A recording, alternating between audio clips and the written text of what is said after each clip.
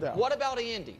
Over the last 20 years of Andy's career, the 13 before Patrick, he went to 1 conference championship game and won 4 playoff games and was a winning coach, but, 57% of the games.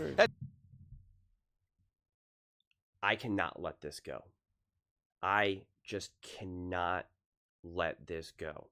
I already did this clip in the more extended version, and the more and more I thought about it, the more and more it just absolutely ate me up. This chart right here is arguably one of the most misleading charts I think I've ever come across. And it's so insane to do that to Andy Reid, to leave out the accomplishments that he had with just the Philadelphia Eagles alone, and just the actual legitimate historical context for it. It's actually mind-blowing to me. And so I'm not going to rehash everything that I did last time, so don't worry. This is going to be all new stuff. But I can't let this go. I just can't. It's so bonkers to me. It is such insanity to me that something like this, because I was talking about in the comment section, I posted the video before and I'm reading the people in the comment section, and it just dawned on me that if you don't really know football, which is fine, and if you're a newer fan or if you just haven't been around and you don't really know, you see something like this and you're like, oh yeah, see, he didn't really have a lot of accomplishment. He didn't really do much until Patrick Mahomes. And it just could not be further from the truth. Patrick Mahomes absolutely went to the best landing spot in league history. No question about it. And I'm going to show you why. And I'm going to explain why Andy Reid deserves so much more credit than anything. To cut this off from 2005 rather than the four straight NFC championship games and Super Bowl appearance that he made, and to pretend like those don't exist, is absolutely positively diabolical.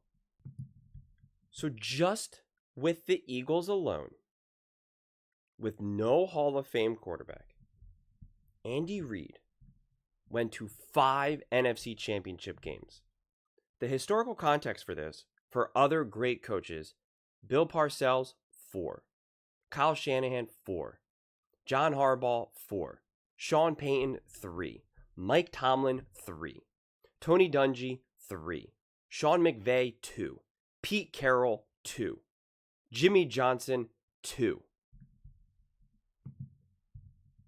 Going to 5 NFC championship games during that period with the Eagles, he was second to only Bill Belichick and the New England Patriots, which I explained in the last video. He did this with Donovan McNabb, who was a good quarterback, but he was losing against truly special, elite, Hall of Fame, all-time talent quarterbacks. And Donovan McNabb did not play well in some of these big moments. Not to mention, just the receivers that he had to deal with were receivers that people will never know their names.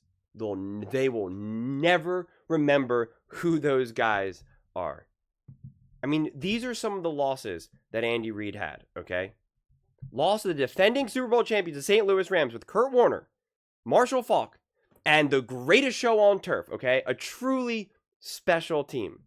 Then they lost to the Super Bowl winner in 2002, the Tampa Bay Buccaneers, where the defense was the best in the NFL, who were giving up 12.3 points per game. 12.3 points per game. Then against the Panthers, which were now not against this, historically great or special team, Donovan McNabb went 10 for 22, 100 yards passing, 0 touchdowns, 3 interceptions, 4 sacks, and a 19.3 passer rating. Yikes. Then he lost to the New England Patriots and Tom Brady and Bill Belichick. It was still a 3-point game, and McNabb had 3 interceptions and was famously throwing up in the huddle.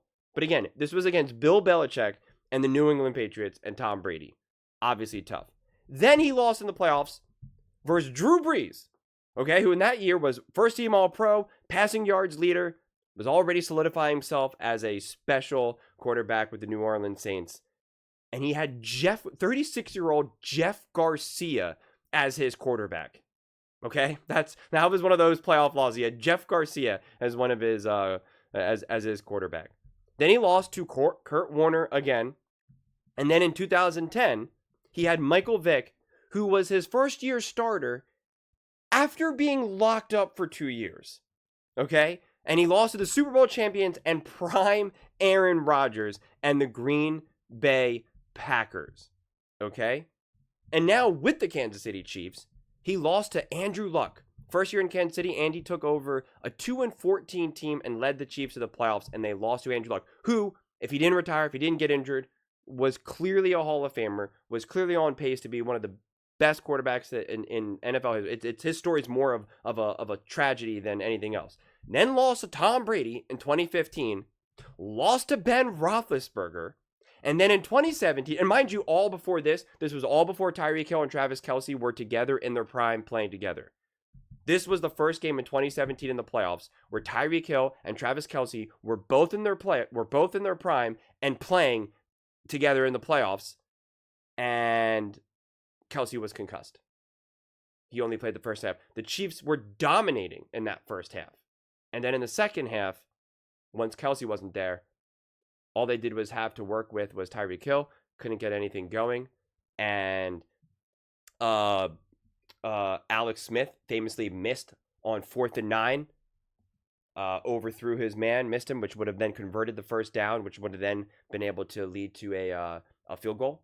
And Derrick Henry rushed for like a career high, like 149 yards or whatnot. The defense couldn't come up with a big spot. Marcus Mariota literally laid out a block to help Derrick Henry convert the third down to clinch the game. I mean, like you blame Andy Reid all you want, but best of luck to you. I mean, 8 of Andy Reid's playoff losses, 8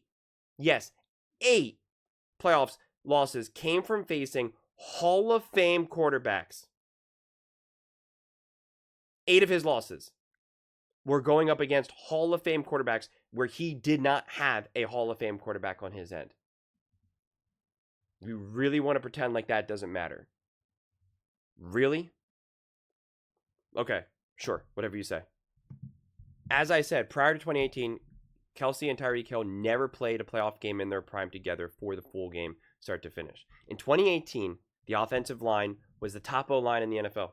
Third best pass block, was not the top, a top O-line in the NFL. Excuse me, I misspoke.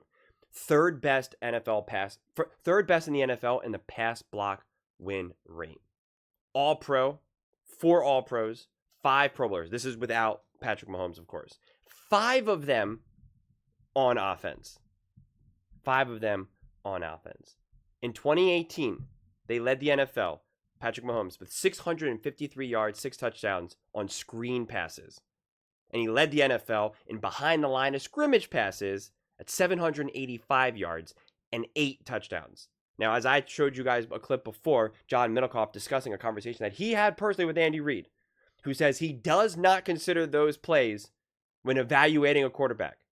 He throws it out and he doesn't focus on those because it's not about the quarterback. It's all about the scheme and the personnel and play calling and execution. So when you lead the NFL in that is a luxury. That is a massive gift. Led the NFL. Before you say, well, it's because it's Patrick Mahomes. He's the best. Really, with Alex Smith, they were top 5 in screen and behind the line of scrimmage passes with Alex Smith. Interesting. In 2018, Yak leaders, Hill and Kelce were top 3 and 4 in yards after catch. And in 2018, the contested target catch percentage. So this is contested targets. This is all on the wide receiver.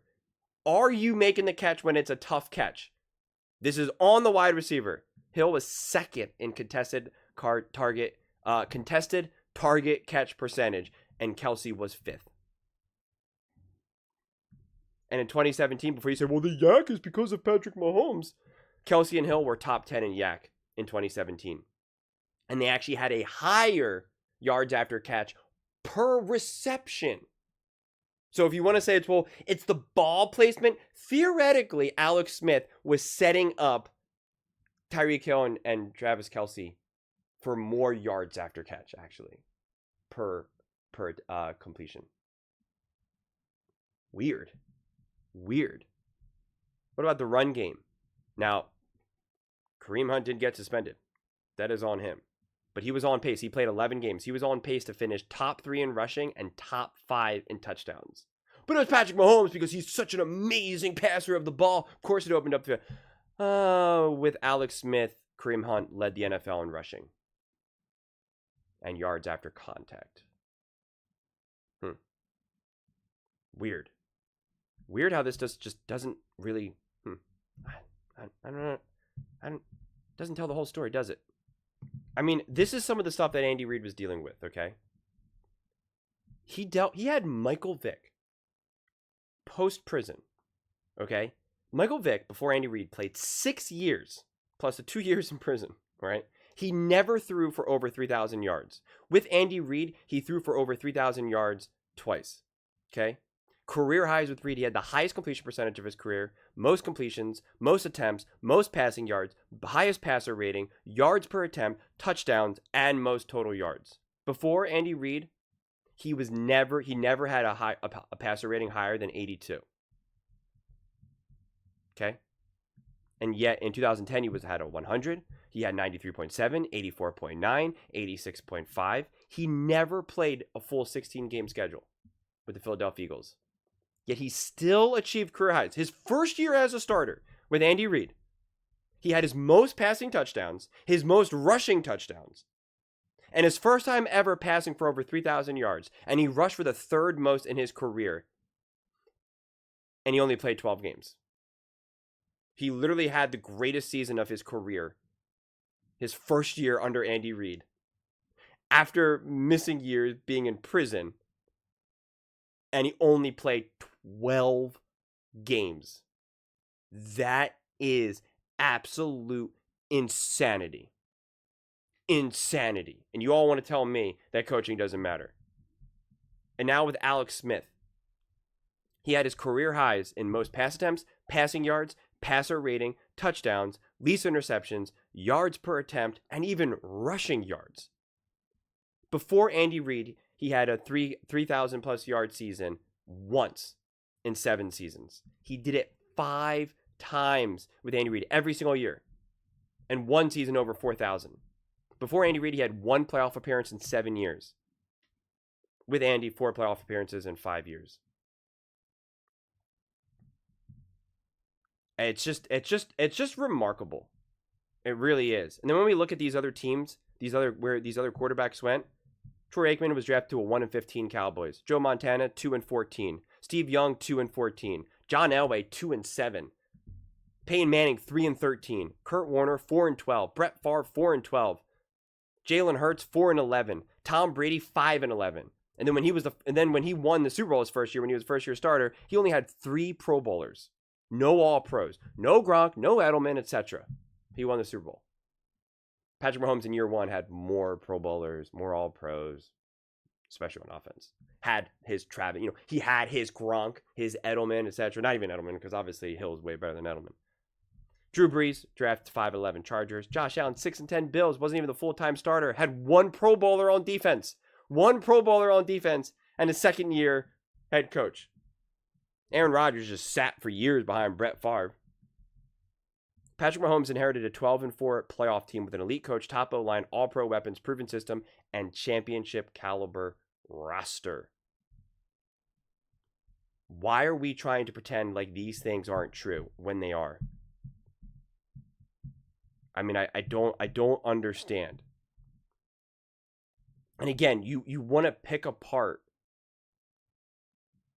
like Andy Reid's playoff record or that he wasn't able to win a Super Bowl because he wasn't able to beat Tom Brady. Patrick Mahomes can't beat Tom Brady. And you want him to be able to beat Kurt Warner and Ben Roethlisberger and Drew Brees and Andrew Luck. Like, you want him to beat Hall of Fame quarterbacks with non-Hall of Fame quarterbacks? It doesn't work like that in the NFL. It doesn't work like that. Especially when that quarterback is linked up with also special coaches like Sean Payne, like Mike Tomlin, like Bill Belichick. You think he's supposed to be able to win these games with Jeff Garcia and Alex Smith? Are you out of your mind? Of course Patrick Mahomes elevated the Kansas City Chiefs more than Alex Smith. No one's disputing that. Nobody's disputing that. Like, that's the insanity.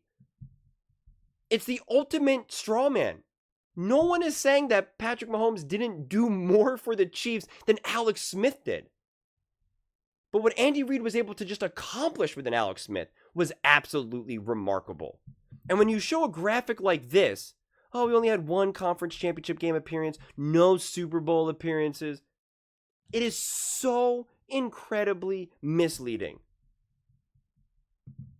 I mean, why can't we just tell the truth? It just doesn't make any sense. To try to downplay the situation that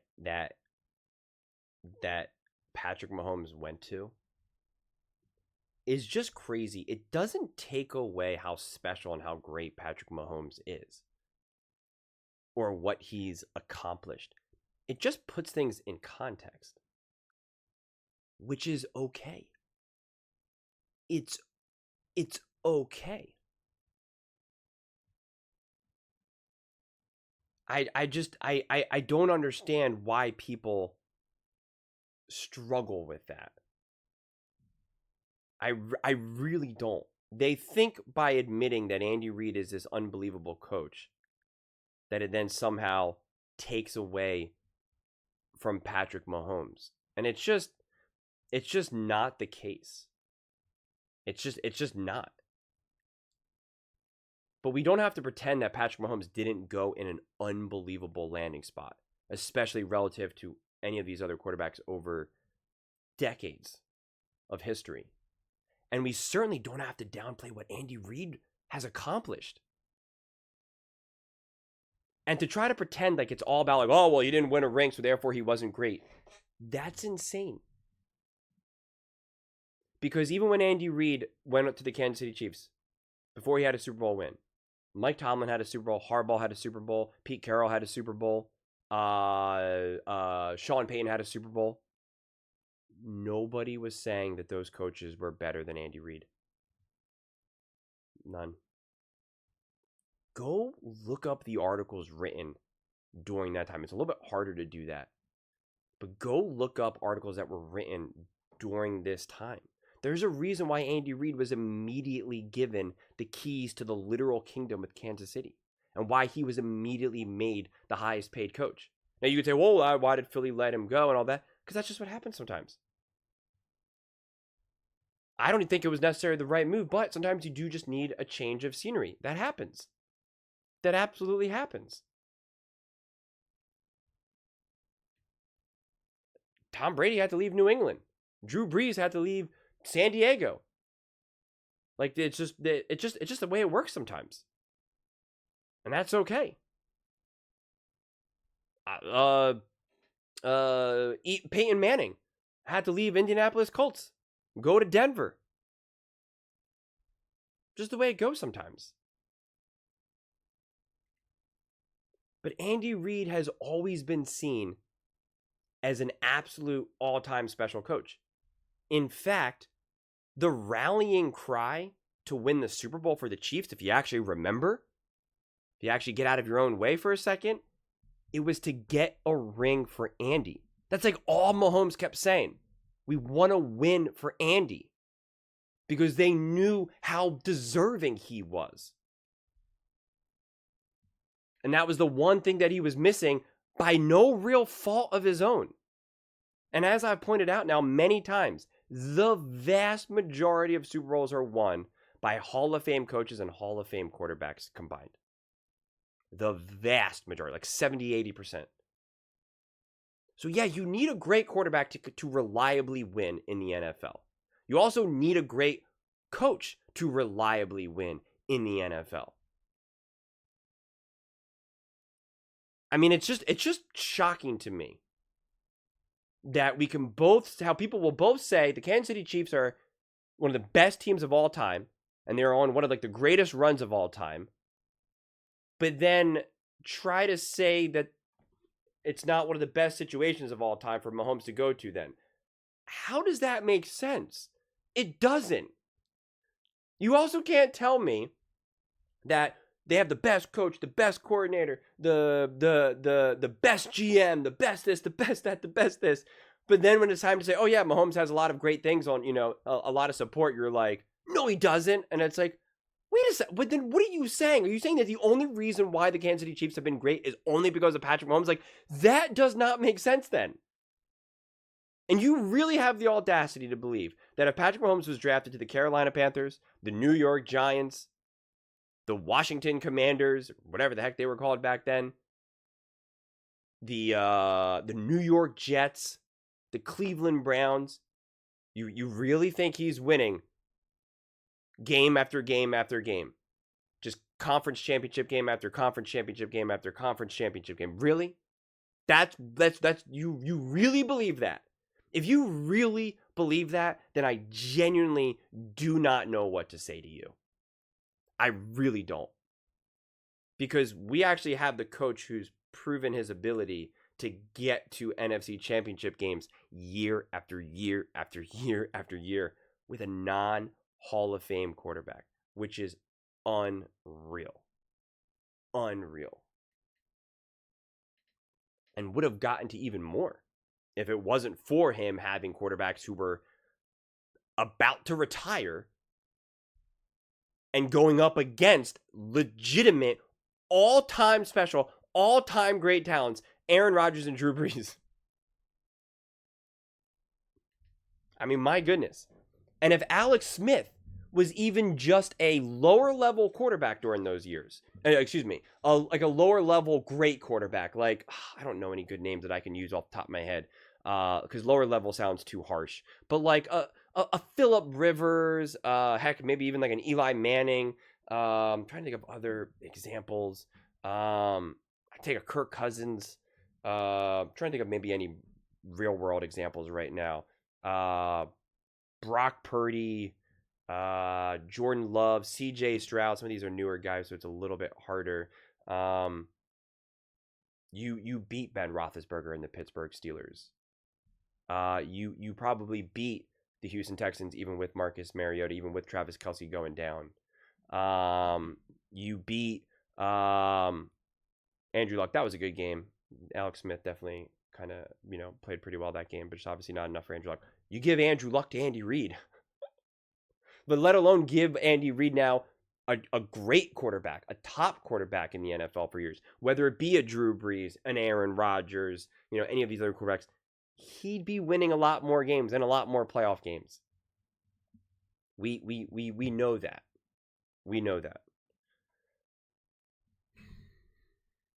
It's a shame, man. It's a shame. But those are just my thoughts. I'd absolutely love to hear yours. What do you guys all think about Andy Reid just not being that great of a coach prior to Patrick Mahomes? And the whole let's cook the books and just leave out all Super Bowl appearances and NFC Championship game appearances and adding zero context to the playoff record, literally losing 8 times to Hall of Fame all-time great quarterbacks. And the idea that we're trying to say that the Kansas City Chiefs have been one of the greatest teams in NFL history, and yet somehow Patrick Mahomes was not in one of the best landing spots in league history. And how do we make sense of that statement then? Let me know in the comments below. I read every single comment, so whether you agree with me or disagree with me, either way, let's get in some discussions, let's get in some fights, but ultimately, let's just have some fun. Please do consider subscribing. We are building an amazing community here, and I absolutely love to see you part of it. I want to build something that we all generally feel connected to, something that we're really excited to be part of. I think we're well on our way to doing it. And please don't forget to give this video a thumbs up, as it really does help the visibility and the algorithm. Thank you so much. See you next time.